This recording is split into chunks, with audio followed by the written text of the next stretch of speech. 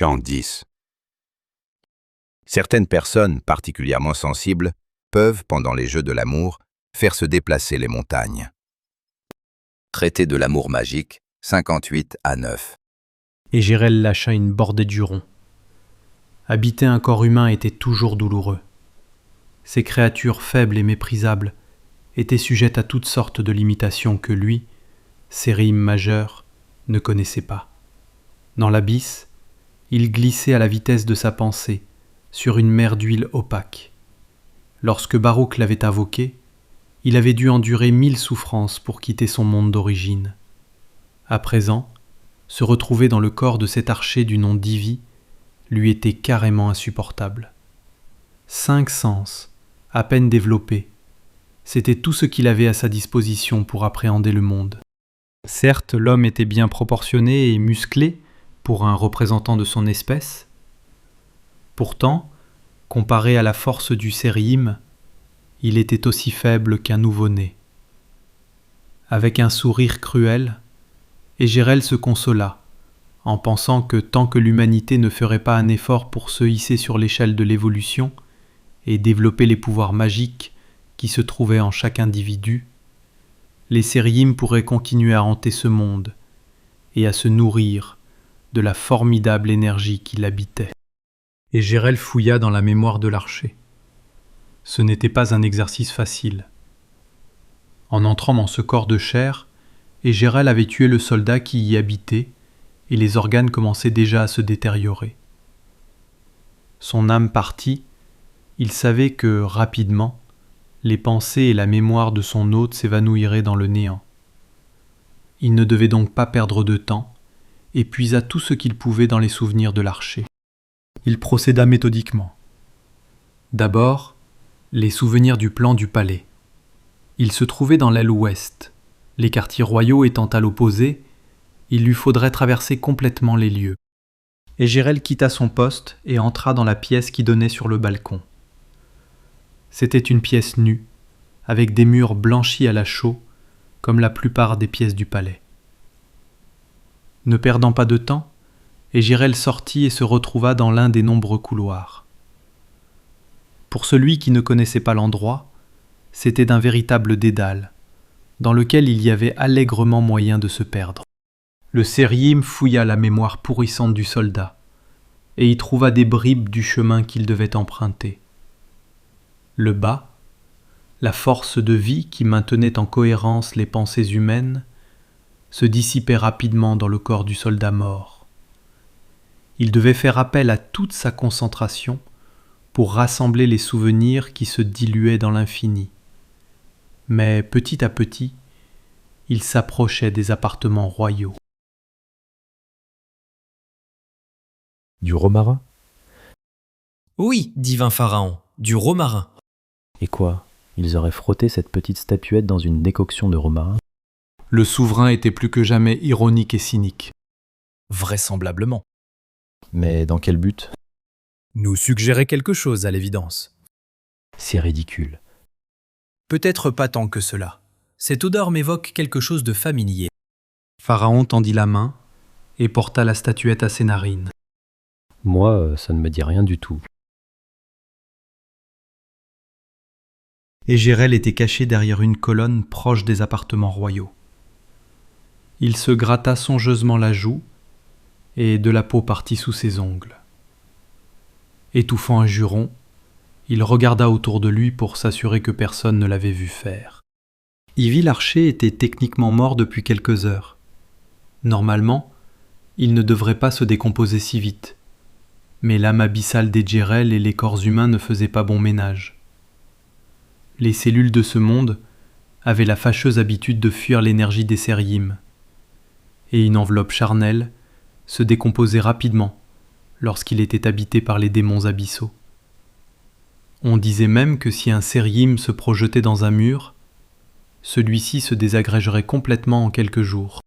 Par conséquent, il devait remplir rapidement sa mission ou bien trouver un corps de rechange. Il avait déjà tenté par 2 fois d'approcher la chambre du roi, mais celle-ci était vraiment bien gardée, et les gardes trop vigilants à son goût. La première fois, alors que son visage n'était pas encore marqué de cernes noirâtres, il avait essayé de faire comme si de rien n'était, et s'était dirigé d'un pas assuré vers la porte. 2 gardes nubiens s'étaient interposés. L'un d'entre eux avait tonné. « Que fais-tu là, archer ? Ce quartier est réservé à Pharaon, sa cour et sa garde. » Et Gérel avait vaguement bredouillé quelque chose comme quoi il s'était perdu en chemin, et était retourné sur ses pas, sans demander son reste. Ce n'était pas qu'il craignait particulièrement ces humains pathétiques, mais s'il se faisait interpeller, le corps de cette Ivy ne ferait pas le poids. Il se ferait tuer. Sa couverture serait démasquée et sa mission échouerait. Il devait donc changer de corps, trouver celui de quelqu'un qui pouvait s'approcher du roi. Il en était là dans ses pensées, quand il vit passer une esclave portant un plateau rempli de fruits. Luba frappa doucement à la porte. Pharaon lui répondit en personne. « Oui. » Elle ouvrit la porte et déboucha sur une petite pièce au centre de laquelle se trouvait le Dieu vivant et son conseiller Minrek. Il avait été facile pour Égérel d'arriver jusque-là. Il avait sauté sur l'esclave dès qu'il l'avait vue portant son plateau de fruits et l'avait attiré derrière une colonne. La malheureuse n'avait pas eu le temps de crier. Le sérim lui avait tenu la gorge et avait appliqué sa bouche contre la sienne. Son œuf d'âme avait remonté le long de sa trachée et avait pénétré à l'intérieur de la fille. Instantanément tué par ce baiser mortel, ses yeux s'étaient révulsés et son âme humaine avait été arrachée de son corps. Le corps d'Ivy avait glissé à ses pieds et Égérel s'était ouvert à sa nouvelle vie. Tout s'était déroulé si vite qu'elle n'avait même pas lâché son plateau de fruits. Le sérim avait vu juste. Le plateau était bien destiné au souverain et à son conseiller. Aussi les gardes qui jalonnaient les quartiers royaux n'avaient pas bronché et l'avaient laissé passer sans être inquiétés. À présent, il se trouvait dans la place. Il devait rapidement trouver ce qu'il cherchait. « Tu peux poser le plateau sur la table, Luba. » Oui, Seigneur. Pharaon regarda distraitement la servante s'exécuter. Et Jurel déposa le plateau, et son regard se posa sur le faucon d'or, le parchemin et l'étui de cuir qui les contenaient. Il venait de remplir la première partie de sa mission. Il savait ce que le moine avait apporté au palais. Restait à savoir ce que cela signifiait. Dédouméziou et son conseiller s'étaient tus à son entrée, et ils attendaient manifestement qu'elle reparte pour reprendre leur conversation. Égérel pensa un instant se jeter sur Pharaon, lui injecter son âme, prendre le contrôle de son corps et fouiller dans ses souvenirs pour savoir ce qu'il savait du faucon. Et s'il ne savait rien? Et s'il était protégé par magie? Et s'il le repoussait physiquement? Ce corps débonnaire cachait peut-être un talent martial affirmé. Trop d'incertitudes. Il ne pouvait pas prendre ce risque. « Maintenant, Luba. Je vous demande pardon, Votre Altesse ? Tu peux te retirer maintenant. » Oui, Majesté. Comment faire? Le sérim hésita quelques instants. Les sourcils de Pharaon s'arquèrent en une moue interrogatrice et outrée. Il n'avait pas l'habitude qu'on ne lui obéisse pas immédiatement. Se disant qu'il allait vraiment se faire remarquer, Égérel se dirigea vers la sortie. Arrivé sur le seuil, le souverain la rappela. « Luba. » Par le dieu Scorpion, on l'avait repéré. Pharaon avait dû utiliser sa vue psychique et l'avait vue sous sa véritable forme. Elle ouvrit la porte précipitamment. « Garde, arrêtez-la. » Les 2 gardes qui se trouvaient devant l'entrée brandirent leurs haches. Avec une célérité surnaturelle, Luba se saisit du poignet du premier garde, tandis que son autre main plongeait vers sa gorge et frappait juste au-dessous de la pomme d'Adam. Le garde s'écroula, tué net. Luba s'empara de son arme et se retourna vers le souverain. Trop tard. Le deuxième garde se jeta sur elle et abattait sa hache. Le sérim esquiva le coup, mais pas assez rapidement pour empêcher la lame de mordre son épaule. Avec un cri de rage, il fracassa le crâne du second garde. Il avait beau être dans ce corps fragile, son énergie abyssale lui donnait des réflexes et une force au-dessus de la moyenne des humains. Réflexes qui lui permirent d'esquiver de justesse un éclair d'énergie pure qui vint frapper au-dessus de sa tête. Il se retourna vers l'intérieur de la salle et vit Pharaon tendre à nouveau la main. Il se mit à courir dans l'étroit couloir afin de s'éloigner au plus vite du souverain magicien. 1000 soleils éclatèrent entre ses omoplates. Pharaon fit un signe, et une demi-douzaine de gardes s'élança sur les traces de la servante. Le palais était grand, mais les gardes auraient tôt fait de la rattraper, car le projectile énergétique l'avait atteint entre les omoplates. La colonne vertébrale devait être atteinte. Elle n'irait pas loin. Qu'est-ce qui lui prend à cette servante? Maugréa Minrek. Ce n'est pas Luba. Quelque chose a pris le contrôle de son corps. Minrek fronça les sourcils. Il ne mit pas le moins de monde la parole de son souverain en doute. Ce que Pharaon venait de lui révéler l'inquiéta au plus haut point. Comment avez-vous su, Majesté? Elle fixait le faucon d'or, non pas avec cupidité, mais avec curiosité. Luba était une bonne servante, mais elle avait une passion démesurée pour l'or. Lorsqu'elle a déposé le plateau, j'ai vu qu'elle regardait le faucon. Son regard était vide, pas la moindre étincelle de cupidité, pas la moindre émotion. Cela m'a surpris, et je l'ai regardée avec mes yeux psychiques. J'ai immédiatement ressenti que son aura n'avait rien d'humain. Minrek regarda son souverain avec admiration. Vous avez la puissance d'un dieu. Dedouméziou eut un faible sourire. Si c'était le cas, je pourrais en finir avec cette invasion Ixos. Nous y parviendrons, Votre Altesse. Un garde arriva au petit trot, mit un genou en terre et s'adressa au souverain. Divin Pharaon, nous avons trouvé la dépouille de votre servante près des quartiers de l'Arsinoé. Dépouille était bien le mot qui convenait. Le corps de la malheureuse était recroquevillé derrière une colonne. Il était à peine reconnaissable. Il avait vieilli de 30 ans, et des rides le sillonnaient en entier.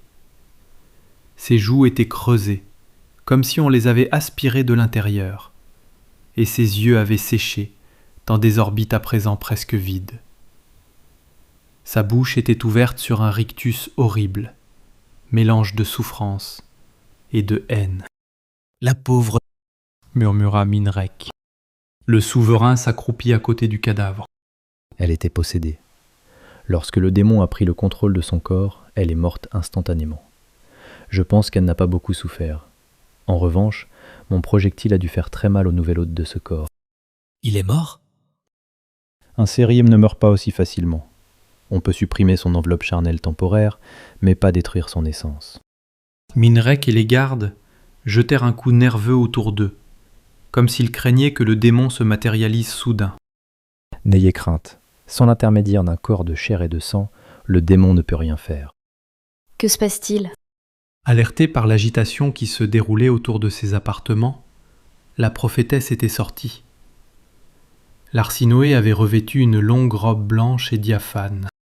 Les gardes présents s'inclinèrent avec crainte et respect.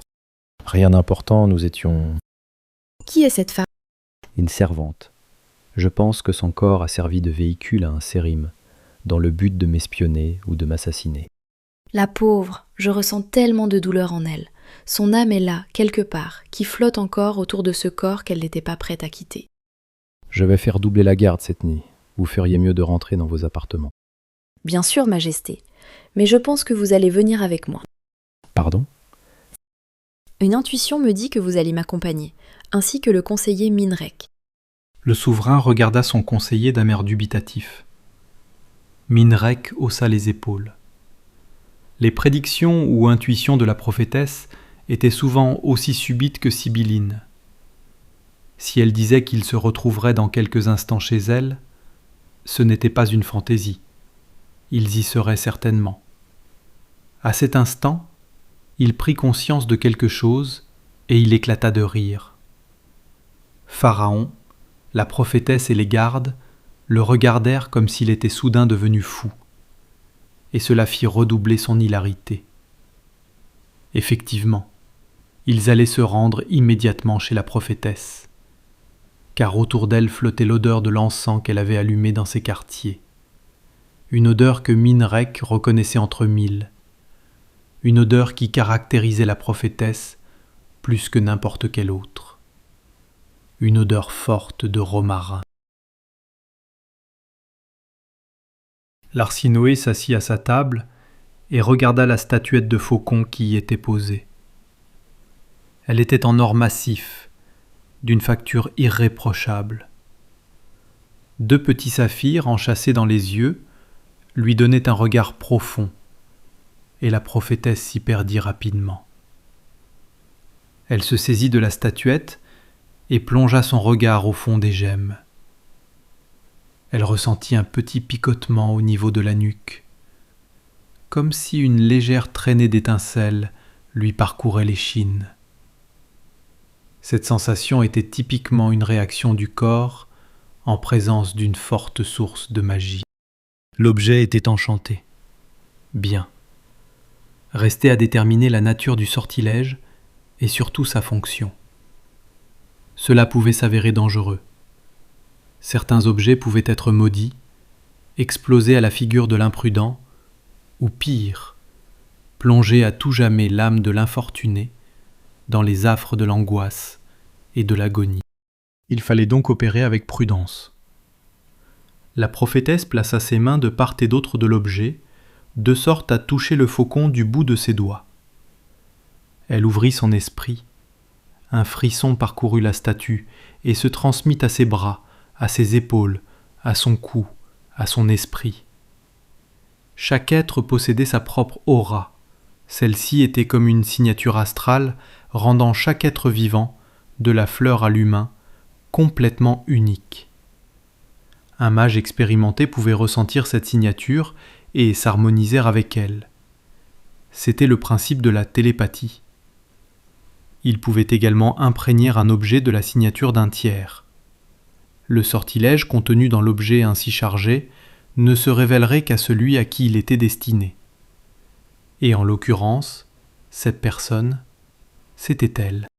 Elle ferma les yeux et se concentra, s'ouvrant aux effluves magiques. Elle fut aspirée. Tout en restant consciente du monde qui l'entourait, sa conscience se retrouva baignée dans le saphir des yeux. Elle était immergée dans une immense mer de cristal céruléen. Son corps astral absorbait l'énergie minérale et submergeait son esprit d'une marée extatique d'un bleu iridescent. Et elle sut. Kinya, Ivania, le général Senmout et le moine Souti se dirigèrent droit vers la salle des cartes où Pharaon les attendait.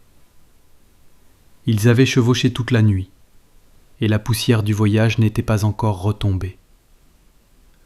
Lorsqu'ils étaient entrés dans la cour, le chambellan était venu leur annoncer que le souverain voulait les voir sans tarder. Les gardes leur ouvrirent les portes avec un salut très martial. Le souverain, le conseiller et la prophétesse se trouvaient devant une table où étaient étalées une dizaine de cartes. Des milliers d'autres étaient soigneusement roulées et rangées sur une dizaine d'étagères. Le roi leva à peine les yeux lorsque les 4 personnes s'agenouillèrent devant lui. « Levez-vous » leur dit-il distraitement. Il était plongé dans l'étude d'une vieille carte fripée. Tous gardèrent le silence et tous remarquèrent le petit faucon d'or pur qui se trouvait sur la table. Ce n'est qu'au bout de longues minutes qu'il parut se souvenir d'où venait le général de sa garde. Il se frappa le front soudainement. « Senmout, pardonne-moi. Nous sommes concentrés sur quelque chose.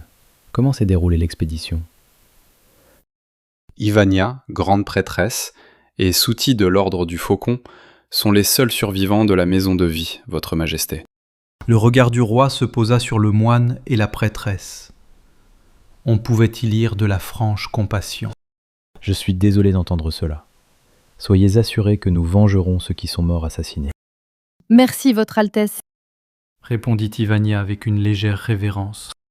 À cet instant, le roi parut la remarquer et la détailla des pieds à la tête. Ivania avait l'habitude qu'on la regarde, mais jamais les yeux d'un homme ne lui avaient fait autant d'effet. Et ce n'était pas seulement parce qu'il était le pharaon. Il y avait quelque chose de plus, quelque chose dans ses yeux marrons qui lui transperçait l'âme. Réciproquement, Dedumésio ne pouvait détacher son regard du corps de la prêtresse. Cet échange de regards dura de longues secondes. Puis, chacun reprit conscience de son environnement, et Pharaon reporta son regard sur le faucon d'or qui trônait au centre de la table. Dans la salle, tout le monde fit comme si de rien n'était. Souti, Votre Majesté, vous avez risqué votre vie pour nous faire parvenir cet objet. je l'ignorais, sire. Nous nous sommes demandé pendant des heures ce qu'il pouvait signifier. Il était accompagné d'un poème fort obscur. Finalement, Minerik a remarqué qu'il s'en dégageait une odeur et un goût de romarin. Plus tard dans la soirée, nous avons associé cette odeur à l'arsinoé. C'est en effet l'encens qu'elle utilise pour ses rituels. Nous lui avons donc apporté le faucon.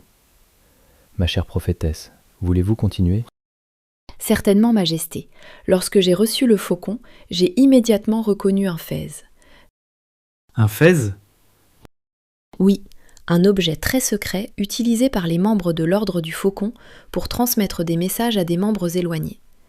N'oubliez pas que mon éducation s'est déroulée là-bas. Pardonnez-moi, prophétesse, je ne suis qu'un néophyte, mais si le maître de l'ordre du faucon voulait vous faire parvenir un message, pourquoi ne pas le faire par télépathie ? N'était-ce pas plus sûr et plus rapide ? Plus rapide certainement, mais pas plus sûr. Un message télépathique peut être intercepté par les prêtres Ixo ou les Sérims qui infestent l'astral. Tandis que même si nos ennemis mettaient la main sur le faucon, ils ne pourraient rien en tirer, car il ne réagit qu'à ma signature astrale personnelle.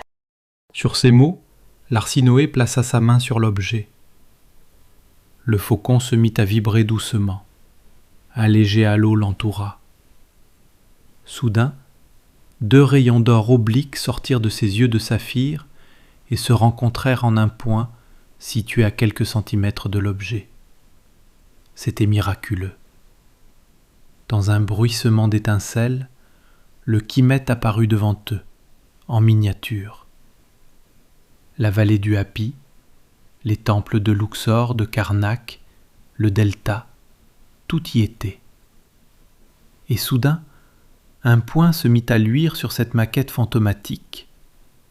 Un point où rien ne se trouvait. Un point en plein milieu du désert. Loin, vers l'ouest, là où les sables engloutissaient définitivement le monde. Ils restèrent quelques instants pantois devant ce miracle.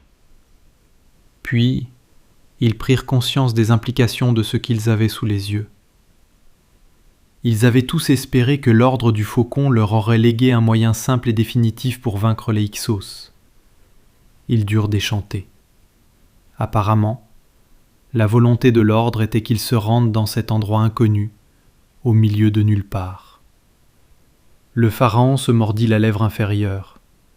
Dans son regard, on pouvait lire l'amertume, mais aussi la force tranquille de celui qui a pris sa décision et que rien ne peut faire dévier. Senmout, Oui, Pharaon. tu vas préparer l'expédition. Prends toutes les ressources dont tu as besoin. Tu pars le plus rapidement possible. Oui, Votre Majesté. Vous pouvez disposer. Tous saluèrent et sortirent de la salle des cartes. Un léger mouvement troubla les cartes posées dans un coin sombre de la pièce. Nul ne remarqua le rat qui se sauvait par une anfractuosité du mur. Un rat à l'intelligence vive qui n'avait rien perdu de la scène. Un rat qui allait faire son rapport à son maître. Un rat habité par un sérim. Fin. Ne manquez pas la suite du cycle du Kemet dans le tome 2, Le Temple oublié.